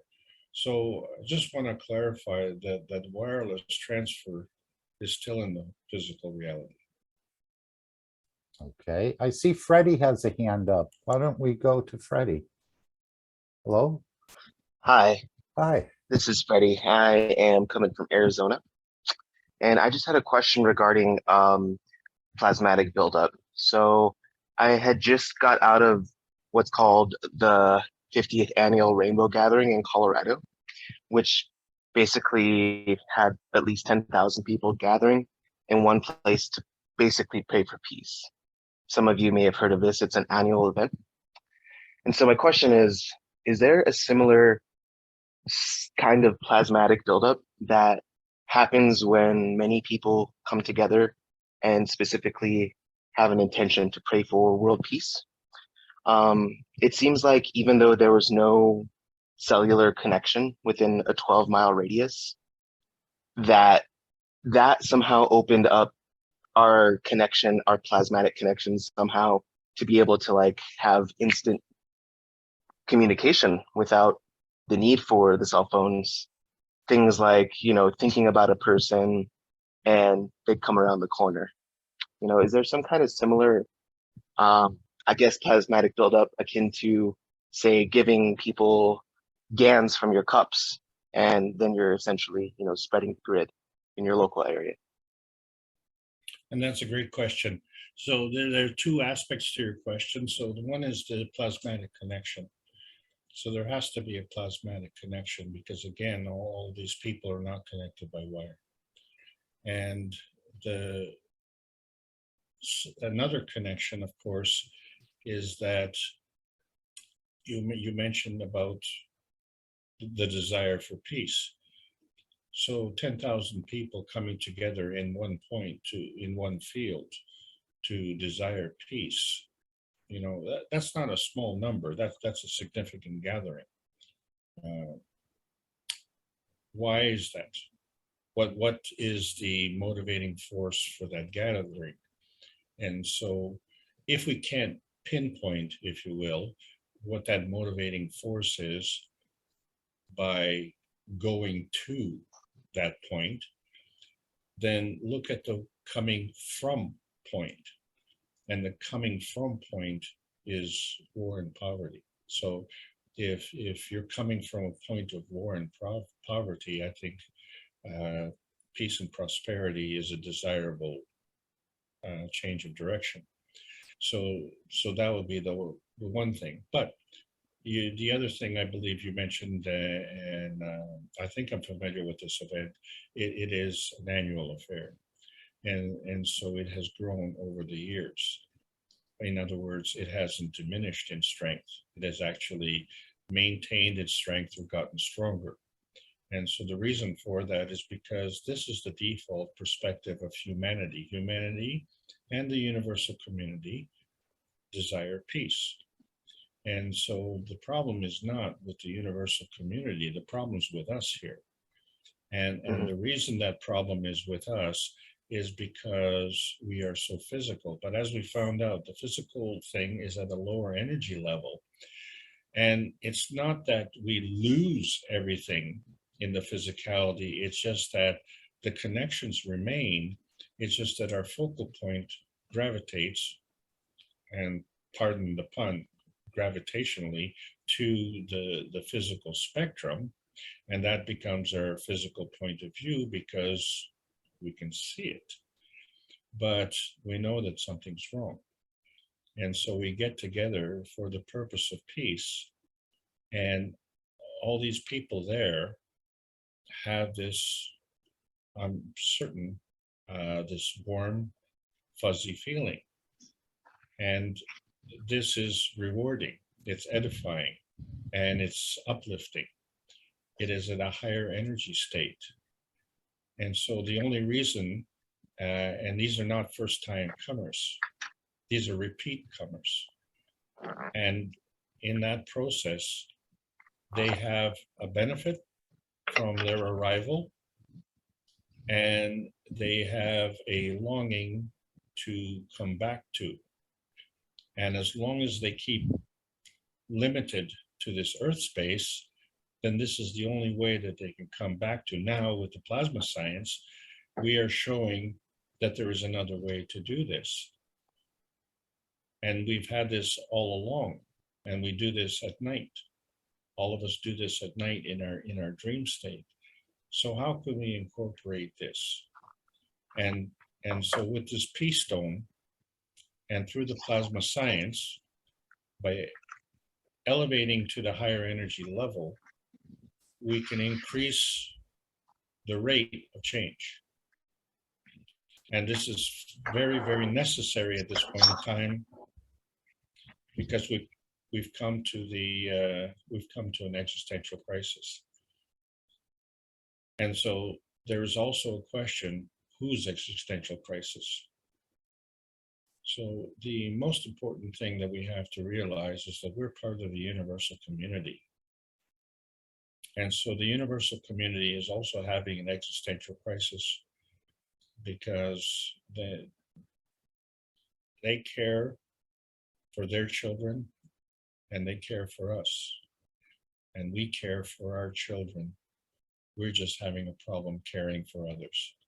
That's all we have to really learn how to do this. But we don't do this through, fake sincerity, through superficiality. We do that through substance. And the substance is within, at the soul level. The soul level is at the gravitational level of our existence. It is at the base of our existence. And now we are in the process of liberating that. And this is where the science is leading us to. So thank you very much. It's a beautiful question. Thank you, Alex. I look forward to joining from wherever I am, wherever my soul may be next time. Right, and if you go to the first question after the break in the 440 workshop, you'll hear Mr. Kesh talk about the way the fields came together to create this planet, which is not unique, and apparently other planets and other solar systems has the same problem where the life that was created on this planet was left short in a way. It didn't give enough or enough support to the life that was created. So this is what causes us to kill and eat things. Because apparently the soul of this planet, the way it came together, which is not unique, did not give enough support to the life it created on this planet. So that leaves us short, and by being short, we end up killing and taking other entities to their existence to maintain our own. But this is not a unique situation. So, but we're learning to do that. And the other thing I thought about, which I said at the beginning, was this phrase that Mr. Kesh says in one of the bumpers. I'm not sure which one it is that we hear before the workshop sometime. If it's your wish to see peace, path of peace is made very clearly. It's the soul of the collective awareness, which you had there in this rainbow, by giving, and I mean giving from your souls, would create a position of change. She said, no other thing. And this is the way the universal community will start to move in the dimension of creation through their souls for solutions in the matter state. He said we would walk away from a lot of the solutions we try in the matter state once we understand the power and what we possess. Mark, can I add 2 more things, please? You can add 10 more things. Anyone else can add anything else as well. Go ahead. Okay. So the reason there were only 10,000 people at this affair is because of the nearness and proximity of the physical reality of this affair. And the second thing is that you know, all those who go through the universal enhancement flight simulation, they maintain the connection. And the reason they're able to do that is because that connection, although it's always been there, has been suppressed, but now it's enhanced. And so it comes to the foreground, okay? Background, foreground kind of relationship. And so that connection is maintained. Well, that is the same connection that all of these people who go, these 10,000 people who go to this rainbow event, also maintain that connection. This is why they come back next year, and this is why the event keeps growing. So it is not what you want to look at and say, oh, well, only 10,000 people got there. Well, 10,000 people who got there have friends, right? And they communicate with others. They have neighbors. They have interaction, you know, through whatever dealings. And they don't just stay in that state, right? They go out of state, they go out of country, they go all over the place. And then there's also the internet connection. So those 10,000 people may quite easily communicate with an order of magnitude higher, minimum, say another 100,000 people. And those 100,000 people become aware. Now, as this connection becomes stronger, the awareness becomes stronger. So this is the same thing that is happening at the our head office in Linz. Thank you.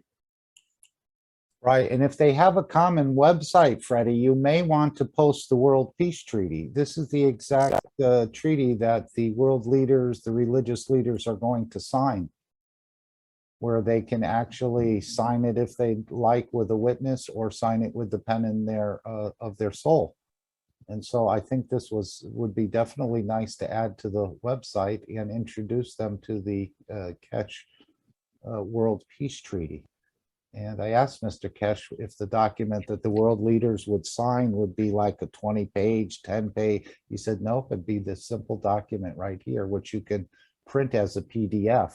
But you definitely had the soul of the collective awareness there with 10,000 people wishing at the same time and creating that energy for peace on this planet and to serve humanity.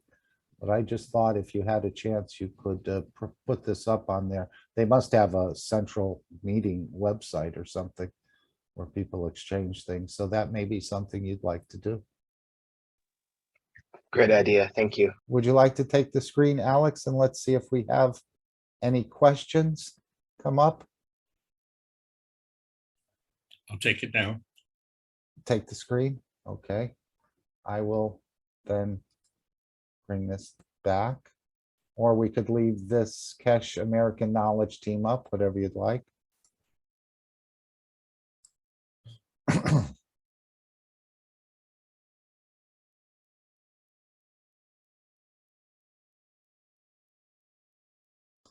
Now, you said we sent astronauts into space and we brought them back safely. Now, I had always thought that until recently when someone brought up a couple of points, 2 or 3 points they actually made about our supposed moon landing. And did we actually go to the moon? We know the rover is apparently there and some other things. But on one of the interviews, of course, we have our own Neil Armstrong, who has been to the moon, has kicked up soil and things, I believe, or felt soil. And but Neil Armstrong, in one of his interviews, said, you know, he said, I never saw the stars when he was on the moon. Now, was that a hint? Was that something? Because there's no atmosphere, correct, on the moon? So you would think you would have a beautiful view of stars. Now, that was one point. Another point was that the camera that they had mounted on their spacesuit, it wasn't something that they could focus, actually. It was 250 degrees Fahrenheit in the sun on the moon, and in the shaded part, the dark side of the moon, apparently it's 250 degree minus in the dark part. But they were saying the camera would never work at that temperature.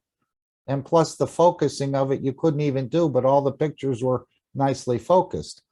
Another point that they brought up was a number of the space rocks that they purported to be bringing back from the moon were actually petrified wood. And they said that von Braun had gone down to Antarctica to pick up actual pieces of moon rocks that were kicked up by asteroids or other meteors hitting the moon, kicking up the pieces of rock, and those pieces of rock being pulled into the Earth's gravitational field in the South Pole. And those were the rocks that they actually used. Of course, they talked about the radiation situation as well. But I thought those points were very interesting. I know Mr. Kesh mentioned recently that the rock he had always thought, wherever it was, in Iran or other place when he went to see it as a child, then later gone back and they said, no, this was fake. This wasn't really a rock from the moon. So interesting, they used petrified wood. Any thoughts on that, Alex? As far as I know, our Neil Armstrong actually went to the moon, but did the first Neil Armstrong actually go to the moon? Especially seeing the stars. Well, Mark, okay, I have to, how should we say it? I don't want to make commentary. You want me to play the disclaimer again? No. No, So you can speak. I want to answer your question. So, you know, we can figure things out. Like, first of all, we know the moon doesn't rotate. So when they land on the sunny side of the moon, right? And you know yourself what it's like during daytime on the Earth. And can you see the stars during the daytime? So that's the answer to that question. Of course, he wouldn't see any stars because he's on the sunny side. Now, the second question is what's on the dark side? And I'm going to answer that question with a question. If we have this fancy highfalutin telescope that can see deep, deep into space. Oh, Hubble? Well, there's the Hubble, and then there's the new Webb one, and you know, okay. the point of the matter is the moon is our nearest space. You could focus on it. Well, we can see it with our naked eye. That's how close it is. We don't need a telescope to look at the moon, but we need something to be able to see the dark side of the moon. And one of the astronauts, and I forget whose name it was, but when they orbited the moon, he was extremely upset because he's seen the civilizations on the backside of the moon. And he says, you know what, we're nothing more than just salesmen, advertising salesmen. And at that point, it's a shock, you know, because to train yourself to be an astronaut, and it's a rigorous training, as we all know. And it's also a noble venture because, you know, you're part of the exploration team, and then to go there and, you know, just like Christopher Columbus says, oh, you know, I've just discovered the pathway to India. And, you know, you haven't discovered anything, you know, you've arrived after the rest of the gang, sort of, so to speak. So this in many ways is really the only explanation of why. And for those of you who are older will remember the fervor, the fever pitch, the race to the moon, which country would get there first. And it was a heated race between the US and the USSR. And we were so excited, in fact, that we were so dedicated to getting, it was the goal of President Kennedy to achieve the first trip to the moon. And then after that excitement, that massive investment, time and energy, we haven't been back for 50 years. What? Does that make sense? So, sorry to be answering with a question, but you see, it doesn't make sense, except that something is missing. And as we've always said, that what is missing is the absence of evidence, and the absence of evidence is the evidence. So there's some underlying reason for that not happening. And that all these 50 years, you know, we have Google Maps of Earth. Why don't we have Google Maps of the moon? I'm just asking. So the other questions, all of these relate to these first two questions. So the point that I just wanted to make today, so to clarify, is that the method of the trip was through Earth space, whether it be Earth space, in between space, or moon space. Never was it in outer space. So, and that's the difference between the conventional physics, the old science, and the plasma science. And that's what we are. We are Keshe Foundation, Plasma Science, Spaceship Institute. Thanks, Mark. Yeah, and you talk about another question. You talk about unlocking the gateway. And Mr. Keshe said on this energy plasma enhancement system that we would unlock the gateway. We'd actually bring the two matter state energy combined with the universal energy, and this would help to unlock this gateway you're talking about. Any comment on that? 1 and 1 is more than 2. So you need 2 plasma fields. So that's your 2 dimensions. You know, your Earth is flat until you know, have the dynamic plasma interaction, and then all of a sudden you open up the new channels.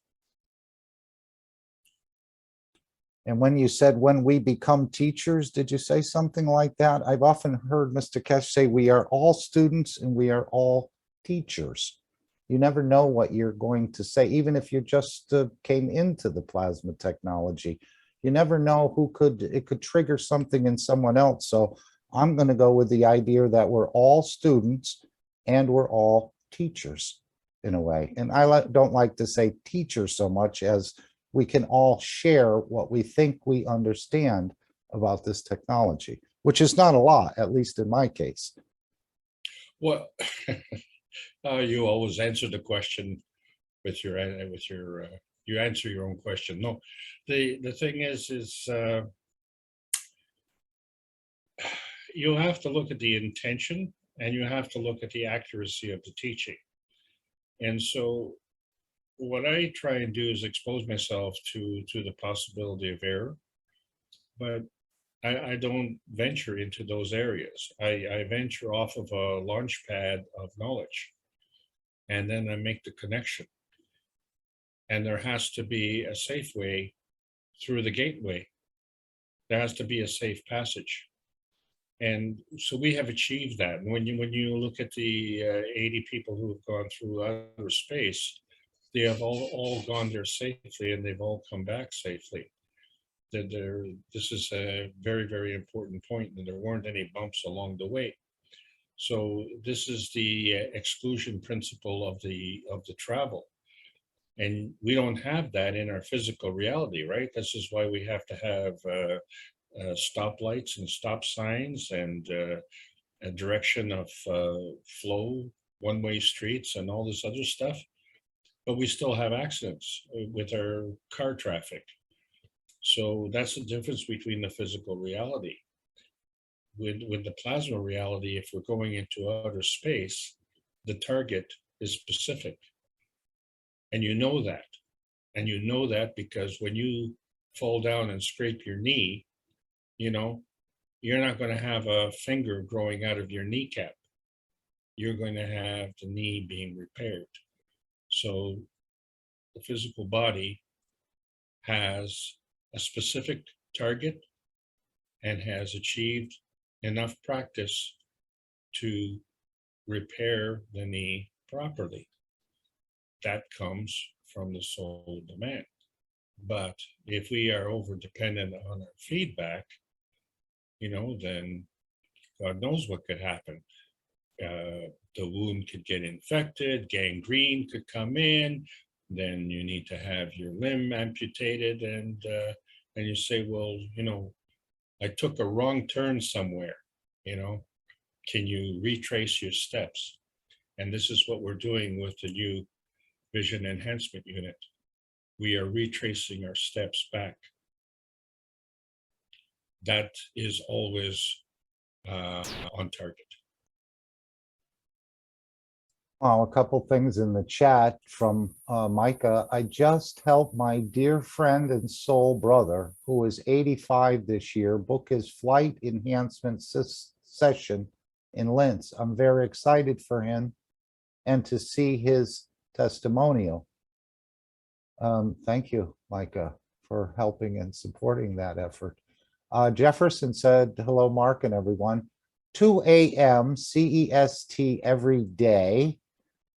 That must be the daily intentions, and 6 p.m. CEST on Wednesday for the elevation of the peace workers in Vienna, I understand.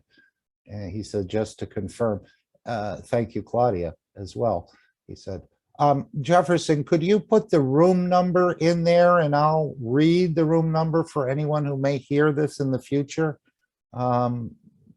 And you don't have to be, well, one of them is not translated, I understand. It's only in Portuguese.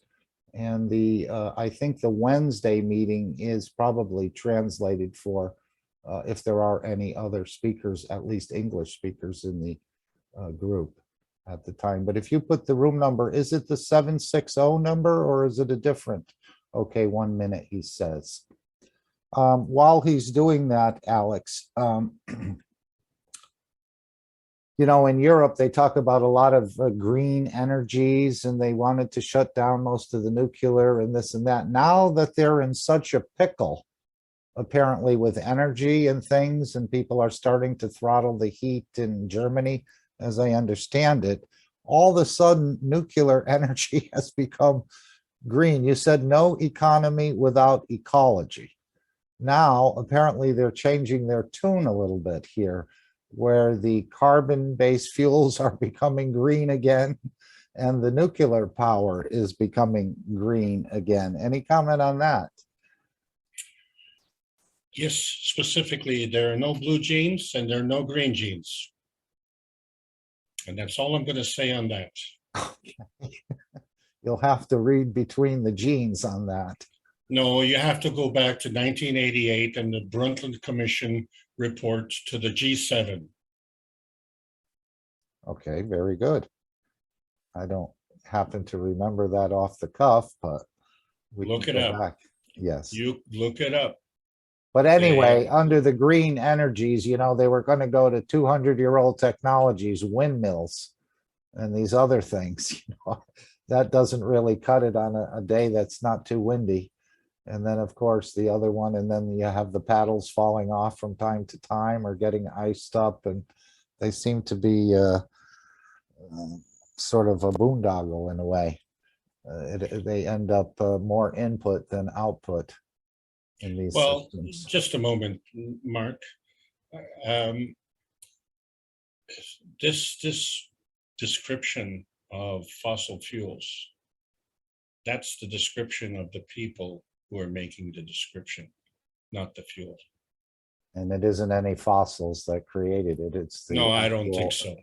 Earth that's creating these pockets. And he said it was for the keeping the warmth of the core of the planet. And by pulling it out, we're changing something that we shouldn't really be changing. But many of the wells get refilled after so much time. So this is a process that's going on inside the Earth, and it's not any fossil from dead dinosaurs years and years ago that have created the oil. And you know, they've always had the fear of running out of it, but we shouldn't take it because it's almost like a blanket, as I understand it, around the core needs that sort of layer or these pockets in certain regions. Okay. Well, if you are the creator, okay, everything that you've created is needed. You haven't created anything bad, and you haven't created anything that you don't need. I may think the Earth doesn't need this or that, but they're, like you said, they're all in the right place for the right reasons, whether it's the zinc or the gold or whatever you have, the oil and other things. That's right. So if you don't know what the reason is, doesn't mean there isn't a reason. Or if they make you believe that it's a fossil fuel, then you know, then you can govern yourself accordingly. But when you find out the truth about the plasma science, that 1 + 1 is more than 2, and then you start to realize that everything is something for a reason. Nothing is nothing. So something is always something as opposed to being something else. And so you get to decide. It's when we abdicate that decision, then we abdicate that responsibility, and you cannot gain knowledge without acquiring responsibility. And so this is the dilemma that our leaders are having. They have the responsibility and they have the knowledge, but things are not well. Okay, Jefferson has put in the chat again, 2 a.m. CEST every day and 6 p.m. CEST on Wednesday. The Zoom room number is 760-635-481. Thank you, Jefferson. And this is the group in Telegram, Elevation of Souls for Peace, and he's put a link there that you'll be able to hook up with that. Randy also says here, wind turbines hold up to 700 gallons of oil and hydraulic fluid and need changing every 9 months. Okay. Jefferson says peace. And Freddie again here. No, this is Lisbeth. Sorry. Hello. We do basic workshops and other friends for beginners. Possibly this week, the new American team will be integrated. Those who can collaborate with these workshops are welcome. We start with cups of life. Thanks. Okay, we'll just put it in there and whoever can join will join. So thank you. Is it Lissy? I'm thinking Lisbeth. I'm not sure. It's got that nanoplasma time name. Okay. So yes, we're all working collectively together, and it's the soul of the collective awareness that is going to bring about, by giving, will bring about this position of change. But with 10,000 people wishing for something, even though they may not have discovered their own souls yet, I think it's a great opportunity to bring some of this cash plasma knowledge into that group. And hopefully they can become more certain and start doing it all the time, whether you're by yourself or you're with others. And that's exactly, Mark. So I just want to take this point here just to thank you for conducting these classes every Sunday. And I want to thank all the knowledge seekers for attending today and allowing me to present. And I appreciate it greatly. And I feel the energy, and I hope you're enjoying these trips, and hope to see you next week. Very good. Okay, I would like to play a couple, maybe a 5-minute clip and then maybe a 12-minute clip and then the final disclaimer. And he talked about here about in the last one about the satellites and so on, and that maybe we'll build structures for our physicality as well in space. So we're going to find out a lot more, I think, as we go along here. I know he talked about travel destination locations in space. Maybe you'll travel there on the soul level again, and then convert back into the physicality if you'd like. And this is the idea at these sort of rest stations where you'd get together and share things, and then maybe continue on your travel, come back to Earth. I think the possibilities are unlimited. So if we can go to the